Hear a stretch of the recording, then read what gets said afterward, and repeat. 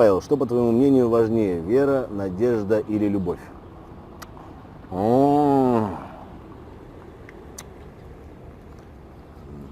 Вера, надежда или любовь? Сейчас уже, наверное, вера. Сейчас вера. В данный период жизни только вера. Да. Дальше. Не буду объяснять почему, просто вера и все. Если в планах сделать еще один спектакль, и если есть, то какой, в каком жанре, и как вы относитесь к моноспектаклю, не хочется ли попробовать? Ну, моноспектакль, практически моноспектакль у нас это косметика врага, потому что там серьезный, тяжелый материал, и такой паровоз всей этой истории, это я даже, текста много и всего остального. Вот, поэтому моноспектакль считаю, что есть, конечно же, без Саши и Мирославы это все бы не получилось, но все же. Это тяжелая история, тянуть весь зал и сдержать напряжение одному. Но он у нас уже существует, пока не вижу прям спектакля, где бы я участвовал только один. Может быть, если предоставят хороший какой-то материал и будет интересная завязка, то да, а так пока нет. Вот. По поводу еще одного спектакля, да, планируем сделать, сейчас ищем комедию. Вот, хочу, так как сейчас на площадке познакомился с Ириной Розановой, вот, думаем вместе сделать какую-нибудь историю. Дай бог, все получится, найдем хороший материал. На какие вещи ты точно не будешь тратить деньги?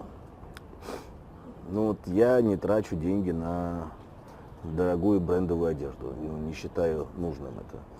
Не вижу смысла абсолютно никакого одеваться в бренды и платить за имена. Ну, есть много других способов как-то хорошо выглядеть, я считаю. Ну, короче, вот в этом не вижу смысла. Павел, ты верующий или атеист?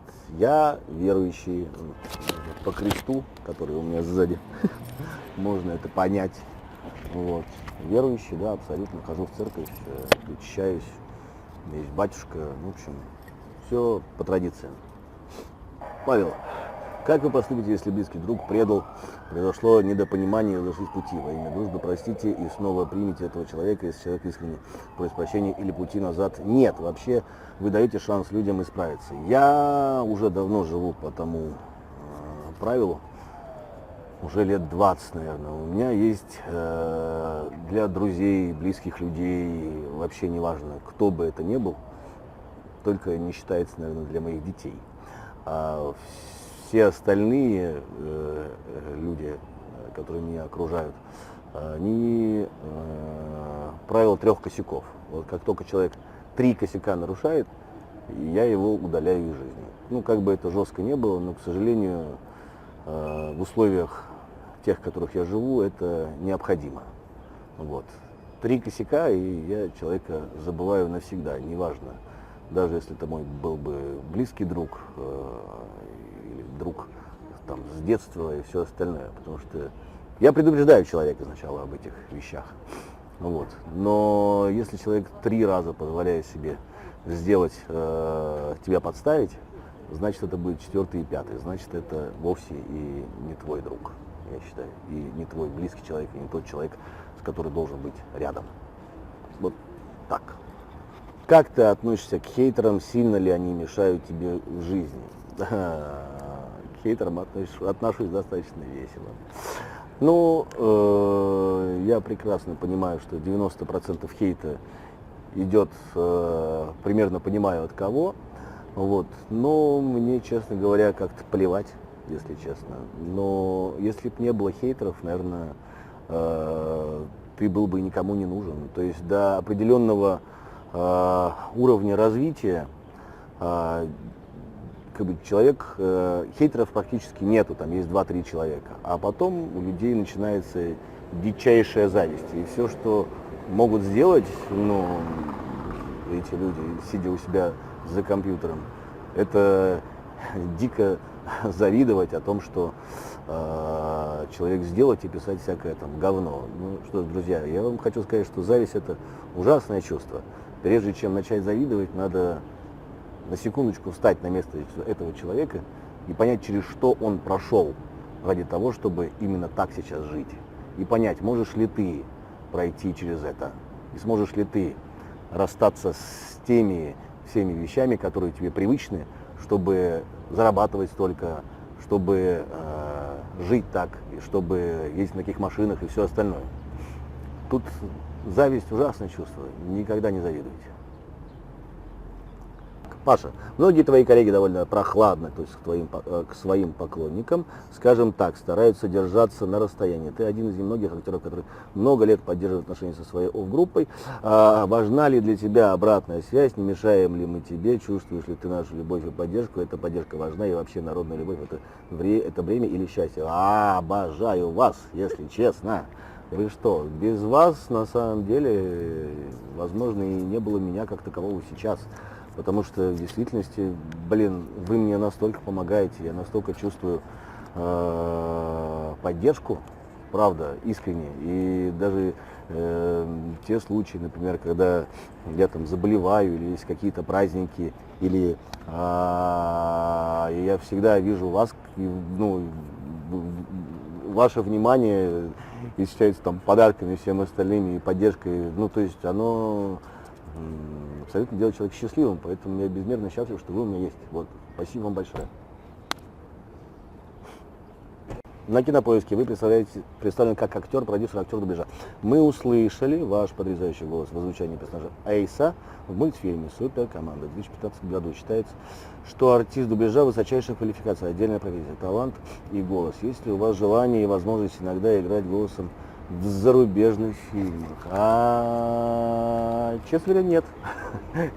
Нет у меня желания играть, ну, как бы заниматься дубляжом. Это отдельная профессия, это надо любить, это надо, в этом надо жить.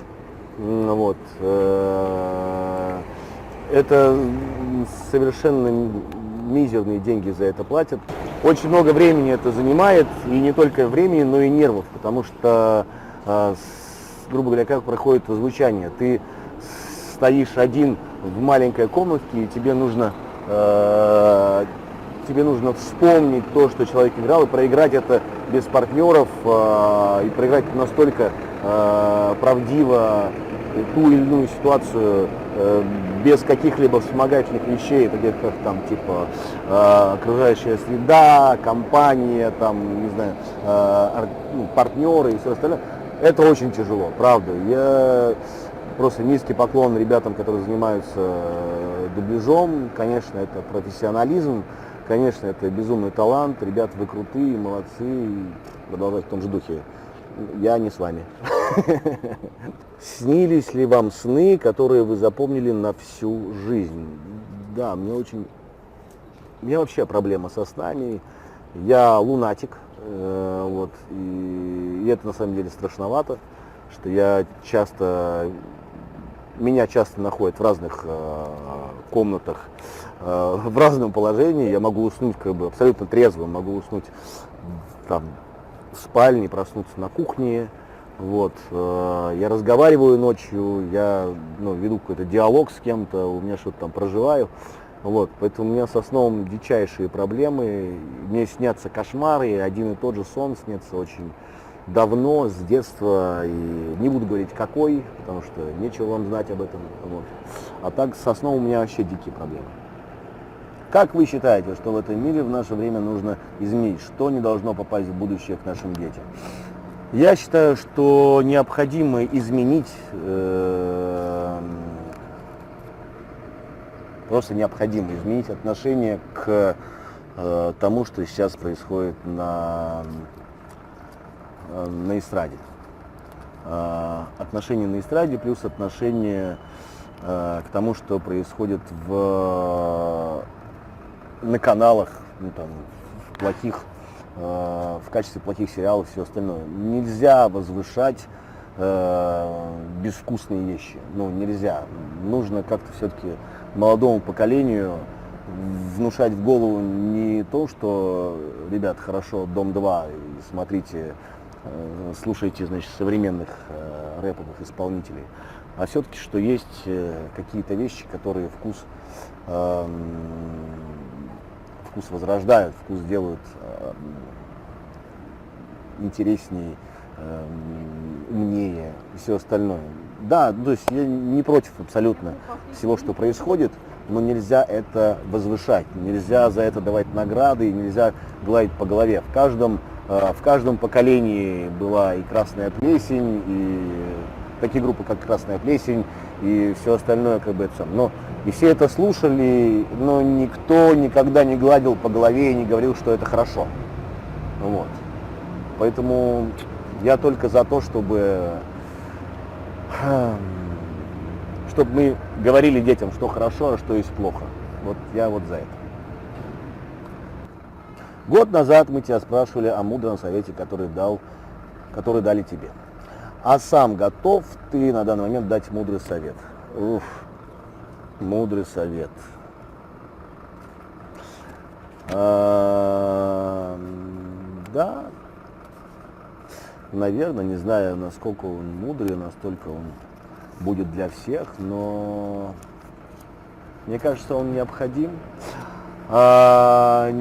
Никогда не слушайте слухи про других людей, пока сами не увидите, не узнаете человека. Никогда не судите по слухам, никогда не судите по разговорам, пока сами не узнаете ситуацию. Это касается не только данного человека, а и той ситуации, которая есть, которая с вами произойдет какая-нибудь. Вот. Не верьте никому, только своим глазам. Когда закончишь свободное место на теле, будешь ли забивать татуировками ноги?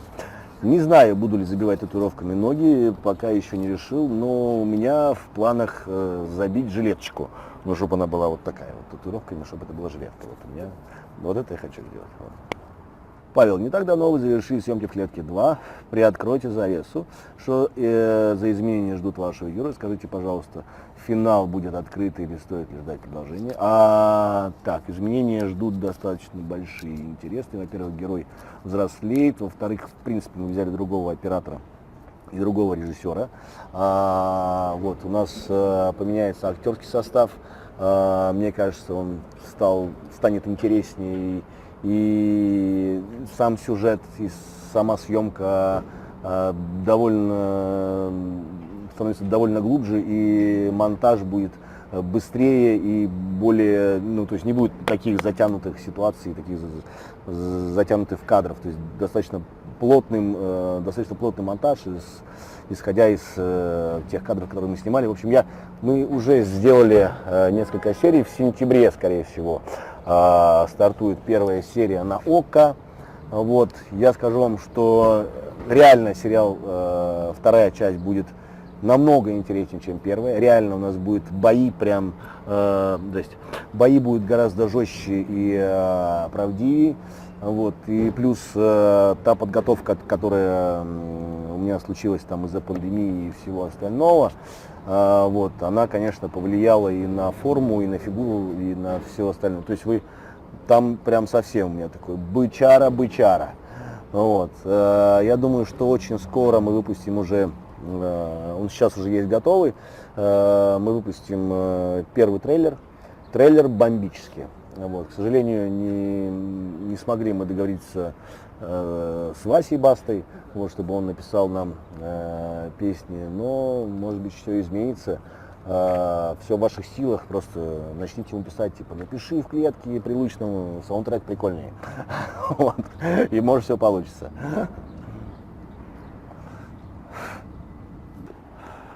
Есть ли фильмы, которыми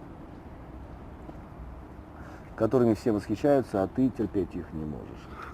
И наоборот.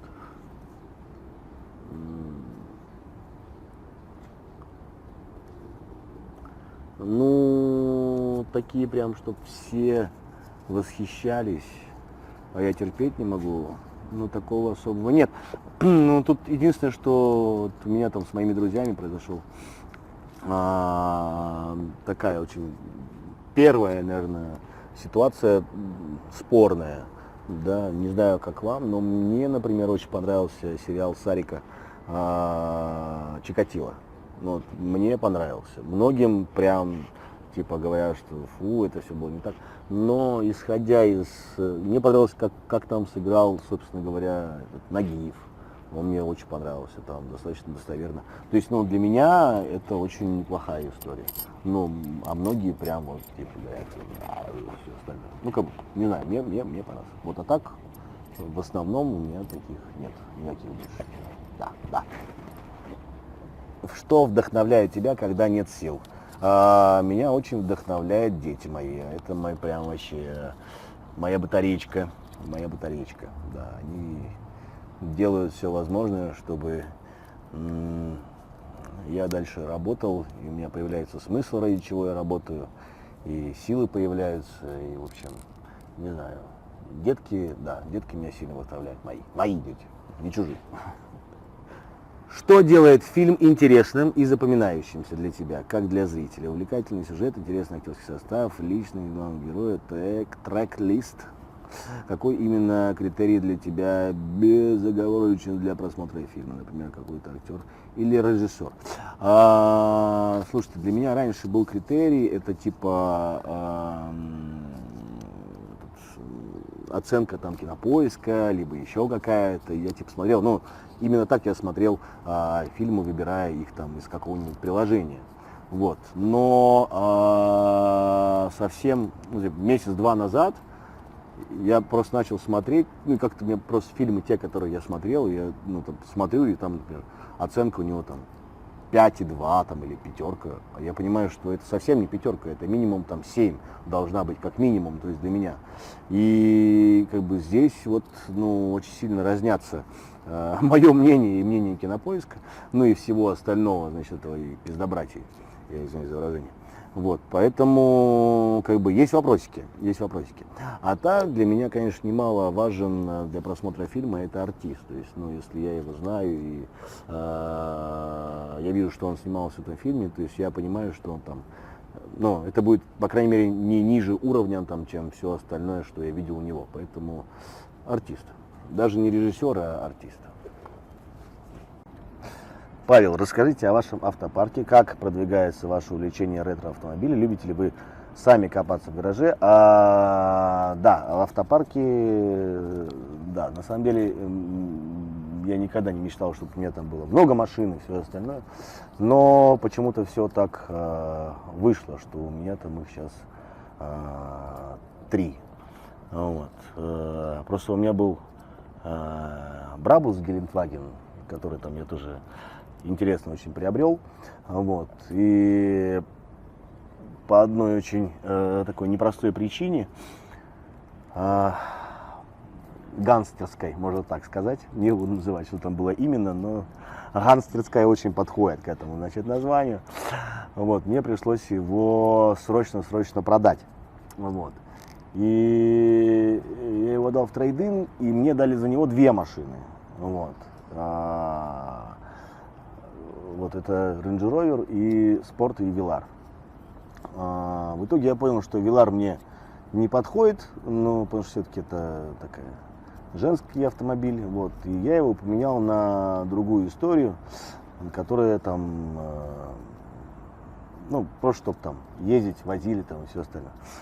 В общем, я не беру дорогие машины, я беру машины те, которые мне нравятся, не новые. У меня нет ни одной новой машины, которую я покупал. Это обязательно там 2-3-годовалая, потому что нет смысла, я считаю, тратить деньги на новую тачку.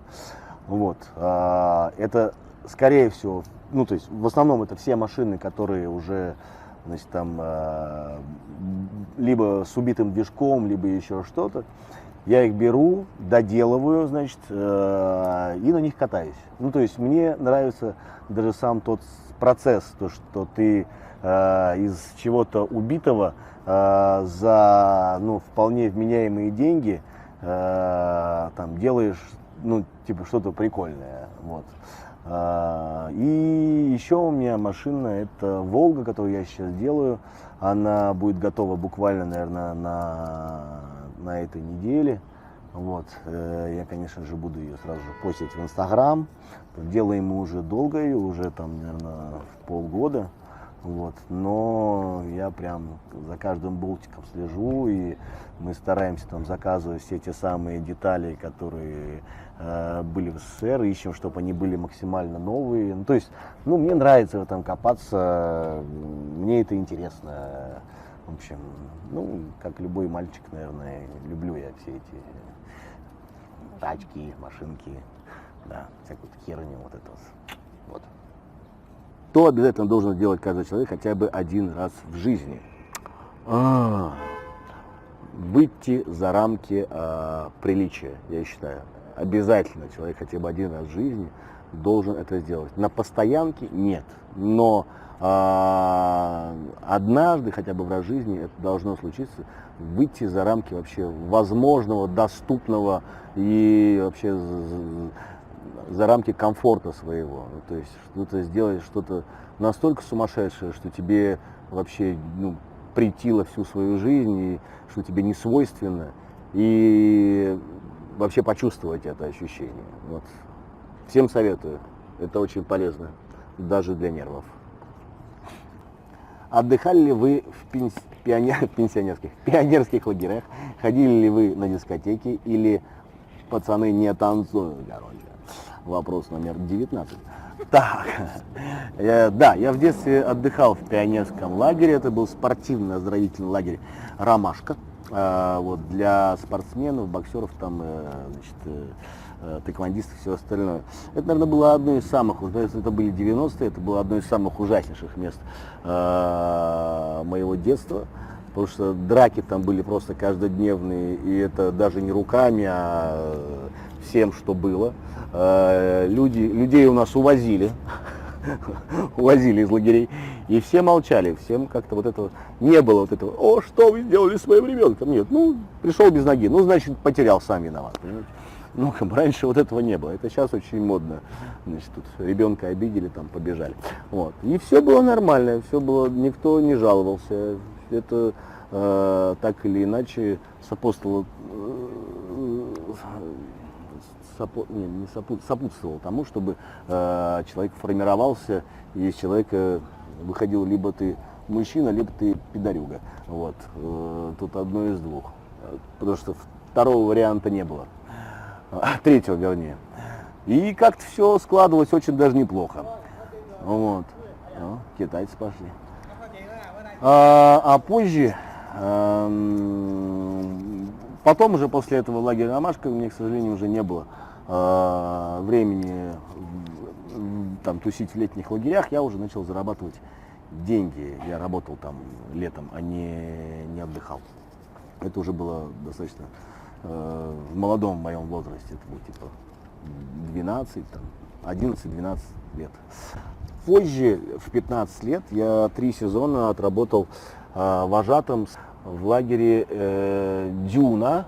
Дюны, по-моему, так назывался. Это под Новосибирском, Измайловский район. Я не помню точно, в лесу лагерь потрясающий. Вот, у меня были девчонки из детдома, с 10 до 12, по-моему, лет, такое ограничение. В смысле, вот этот порядок.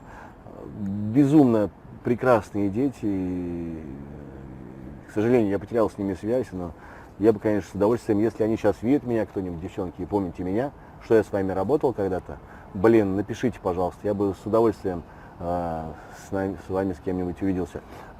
Очень помню мальчика, которого звали Миша, ему было лет 5 или 6, и я ставил им всякие номера, типа там на вечер и на все остальное. Этот мальчик, у него голубые глаза, такие кудрявые, светлые волосы, матерился как сапожник, лет 5, наверное, было или 6. Я помню случай, когда был, значит, концерт какой-то, который там мы поставили, и Миша сидел у меня на руках, он говорит: молодцы, молодцы, молодцы, сосут концы. Просто это был мальчик Абсолютно белокурый такой ангелок, у него только нимфа не хватало над головой, но то, что у него вылетало изо рта, это было просто потрясающе. Да. Вот. Давайте дальше. Павел, а какой у вас главный страх в вашей профессии? Забыть слова на сцене, наверное, это самый главный страх, который может быть, когда у тебя зал, там 1500 человек, и ты выходишь на сцену и понимаешь, что ты просто белый лист, ты ничего не помнишь. Вот это, наверное, один из самых главных страхов в профессии. Недавно была передача с Максимом Галкиным, где ты, Павел, был назван секс-символ. А согласился бы ты на откровенную фотосессию для глянцевого журнала? Готов ли ты на такой шаг ради своей многочисленной раскрытия? Вот вы знаете, я не фотомодель, да, это совсем не моя история. Эротические фотосессии это не мое, вообще не мое. Вообще, в принципе, фотосессии это не мое. Ну, как бы, есть фотомодели, есть актеры, есть артисты, там, театры, цирка, блядь, и все остальное. Вот. У меня есть четкая профессия. Я актер театра и кино. Вот. А все фотосессии, честно, ну, не мое. Я не понимаю, зачем. То есть кому-то, там, женщинам это надо, например, чтобы там мужика подороже, побогаче найти, там, и самой устроиться. Вот. Ну, и так, чтобы привлекать внимание. Ну, там, мужчине это надо, наверное, тоже, чтобы себе там найти, там, полового партнера, неважно какого. А мне это не надо. Вот. Кино эротическое, да, возможно, собственно говоря, выходит, по-моему, если не ошибаюсь, 12 сентября выходит, если я не ошибаюсь. Выходит это эротический триллер, где там мы сильно голые, да, все, и все хорошо. Вот. Вот смотрите кино, собственно говоря, тем, кто хочет там увидеть, и все остальное. А вот насчет фотосессии, это не ко мне. ТикТок – это возможности, это творчество или это зло и деградация? Я считаю, это верх дебилизма и тупизма, который в принципе есть. Я запрещаю своим детям в принципе к этому даже прикасаться. Для меня ТикТок это, ну не знаю, это не деградация, это гораздо хуже. Вот. Не, нельзя это писать, блядь. Собчак или Дудь? Кому пойдешь на интервью, а кому откажешь? Никому я не пойду на интервью, не уважая абсолютно ни того, ни другого. Не вижу смысла вообще в их творчестве как таковом. Да и вообще не люблю я интервью. Я же говорю, я актер, смотрите кино, наслаждайтесь этим. А все остальное, моя личная жизнь там, или все, ну, как бы, мне кажется, не должно никого касаться, кроме как меня и моих близких друзей. Вот. Если я вам нравлюсь как артист, смотрите кино, а все остальное пускай будет за кадром. Соври мне правду. Как работалось на этом проекте с коллегами-режиссером? Расскажите про самый яркий момент съемок. Так, привлекла мне эта история, во-первых, о том, что она камерная, абсолютно, там действительно есть что сыграть. И есть с кем сыграть, достаточно хороший. У нас коллектив, это фильм всего на 4 человека. Это внутренние договоренности, это постоянные подводные камни во всех словах и двойные смыслы.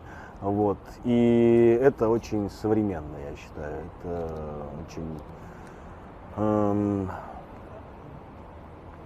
Это очень в тему сегодняшним происходящим реалиям. Вот. А то, что мне запомнилось, ну, наверное, у меня еще никогда не было настолько откровенных сцен, честно говоря.